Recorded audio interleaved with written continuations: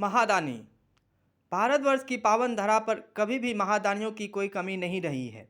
दानवीर कर्ण और महर्षि दधीचि के बारे में तो बच्चे बच्चे के मुख से सुना जा सकता है। रहीम और तुलसीदास के बीच वे दोहों के आदान प्रदान से तो दुनिया वाकिफ ही है। दान के महत्व से इनकार नहीं किया जा सकता। हर धार्मिक पुस्तक अपने अपने ढंग से इसे प्रोत्साहित करती है। दान की तो अब वैज्ञानिक व्याख्या भी होने लगी है। स्व केंद्रित खुशी मिलने पर हमारे मस्तिष्क में एक अलग तरह के हार्मोन का स्राव होता है, जबकि निस्वार्थ भाव से किए गए कर्म जैसे कि दान मस्तिष्क में भिन्न प्रकार के हार्मोन के स्राव का कारण बनता है। इसलिए अगर आप स्वार्थी हैं तो विज्ञान आपको अपराध बोझ से मुक्ति दिलाने में सहायक हो सकता है। Blame it on hormones.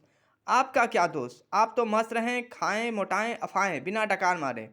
Bharat सरकार से लाखों का वेतन उठाएं, चमचमाती बड़ी वाली 4 पहिया वाहन खरीदें, धुआं उड़ाते हुए उन्हीं गाड़ियों से बौद्धिक चर्चाओं में जाएं, वहां पर्यावरण संरक्षण के बारे में अपने अनमोल विचार संसार से साझा करें। किसी तरह से अबला प्रकृति को बचा लें। पता नहीं प्रकृति आप विद्वान पर्यावरणविदों का एहसान कैसे चुकाएगी। इस टॉपिक से मन भर जाए तो गरीबी पर बोलना चालू करें। खूब चीखें माइक पर जोर जोर से। जितनी जोर से चीखिएगा उतने ही बड़े ज्ञानी कहलाइएगा।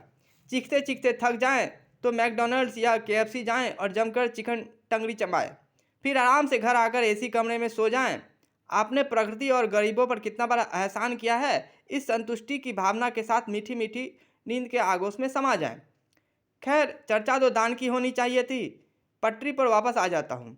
आजकल विश्व में कुकुरमुत्तों की कमी हो गई है। इसके उलट ऐसे महादानियों की भरमार हो गई है जिसे अंग्रेजी में कहते हैं फिलैंथ्रोपिस्ट। ये फिलैंथ्रोपिस्ट गुप्त दान में विश्वास नहीं रखते। नेकी कर दरिया में डाल जैसी दकियानुसी ख्याल से इनका दूर दूर का कोई रिश्ता नाता नहीं है। एक ऐसे ही महादानी हैं जो कि सबसे बड़े फिलैंथ्रोपिस्ट तौर पर भी जाने जाते हैं।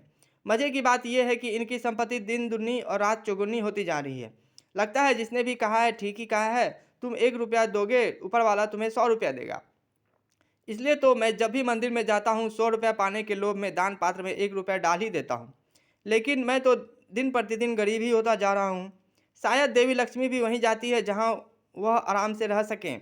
लगता है गरीबों की टूटी फूटी झोपड़ी में प्रवेश करने से वे भी परहेज ही करती हैं। कहीं पढ़ा है, एक बार जे कृष्णमूर्ति के दरवाजे पर एक भिखारी आया और कपड़े मांगने लगा। जे कृष्णमूर्ति ने अपना सिल्क का कुर्ता दे दिया। बात फैल गई, कई भिखारी आ पहुंचे। जे कृष्णमूर्ति ने अपने सारे कपड़े दान कर डाले। उनके पास पहनने को कोई कपड़ा ही न बचा।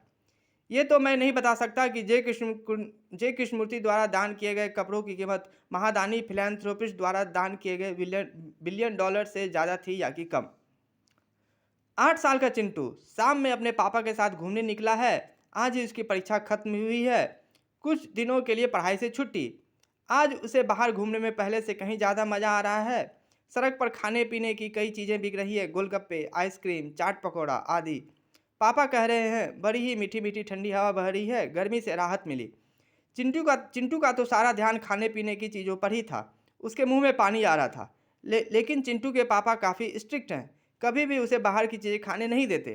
कहते हैं तबीयत खराब हो जाएगी, बाहर बिकने वाली चीज़ें अनहाइजीनिक होती हैं। फिर भी चिंटू ने पोटैटो चिप्स खरीदने की जिद कर ही डाली। शायद आज सूर्य पूर्व से नहीं निकला था।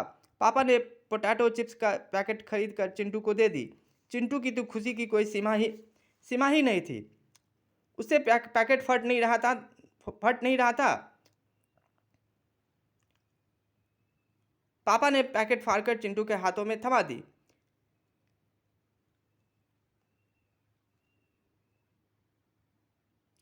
चिंटू की ही उम्र की एक भीख मांगने वाली